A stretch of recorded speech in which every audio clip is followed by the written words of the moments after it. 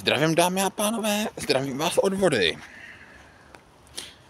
Bohužel musel jsem si přichámatnout, tak sorry. A cože to dneska chci dělat? 3 věci. Děkuju vám za krásné odběry, hezky rostou. I zhlídnutí začínají být pro mě nádherný, inspirující k tomu, abych tvořil. A hlavně, co mě nejvíc potěšilo, že se zapojujete hlavně do soutěže o Brickheadu z Fortniteu, konkrétně Bombra. A jen tak dál. Taky vám bych měl říct, že zítra na YouTube budu streamovat k večerním hodinám. A nejspíš zkusíme něco přestavět a popovídat si o některých stavbách, které mám trošku z jiného pohledu.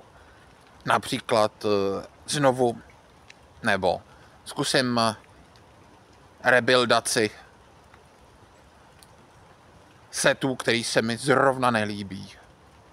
A uvidíme, jak vás to bude zajímat. Po případě si můžeme popovídat i o jiných tématech. Například Warhammer a... hrozně prší. Ale bylo... když máte bundu hodně dlouho na sobě, sorry, že skáču jinam, tak nemáte zrovna jako nutkání se chvilku schladit.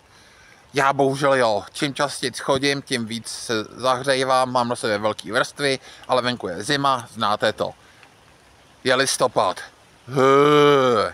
Ale o těchto počasích a tomhle se můžeme pobavit i zítra. Například, jaký počasí vy preferujete. Jestli máte rádi léto nebo zimu. Takže se uvidíme. Takže zdarec.